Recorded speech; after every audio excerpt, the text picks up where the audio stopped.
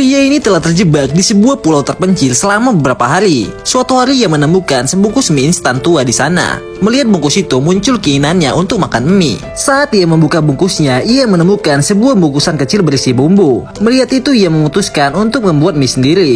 Pertama, ia mengumpulkan berbagai jenis tanaman dari sekitar. Ia mencoba memotong dan menumbuh tanaman-tanaman itu untuk membuat tepung. Namun segera ia menyadari bahwa hal itu mustahil tanpa jagung atau gandum. Alhasil dia pun kelelahan dan tertidur. Namun bahkan dalam tidurnya ia terus melihat mie.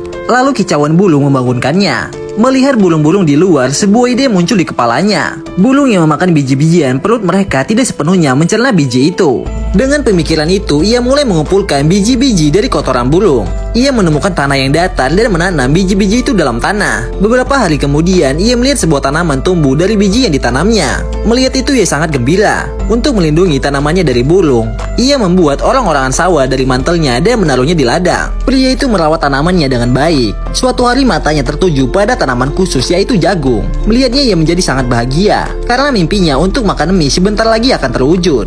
Hanya dalam beberapa hari seluruh tanamannya siap dipanen. Lalu ia mengambil biji jagung dan membuat tepung. Ia menggiling tepung itu, membentuknya menjadi adonan dan memotongnya menyerupai mie. Setelah itu ia merebus mie itu dan menambahkan bungkusan bumbu yang ditemukannya. Saat ia menyantap suapan pertama mie itu, air matanya menetes. Dia teringat saat dulu berada di kota, dirinya selalu menolak ketika teman-temannya menawarinya untuk makan mie karena dianggap sebagai makanan kelas rendah dan tidak enak. Kini ia baru menyadari bahwa rasanya ternyata sangat nikmat. Meskipun rasa mie-nya tidak sempurna, mie itu menjadi simbol kerja keras dan keinginannya untuk bertahan hidup. Namun kebahagiaan itu tak berlangsung lama. Suatu hari badai besar menghantam pulau kecil itu. Angin kencang merobohkan gubuknya, tanaman yang ia rawat mati seketika. Bahkan tulisan besar di pasir hilang tersapu ombak. Sang pria pasrah merasa perjuangannya sia-sia. Dia hanya bisa berpegangan pada sebuah pohon sambil memegang perahu bebeknya agar tidak terbawa air. Ketika pagi datang, ia masih hidup meski seluruh hasil jerih payahnya lenyap. Saat itulah pihak berwenang menemukannya.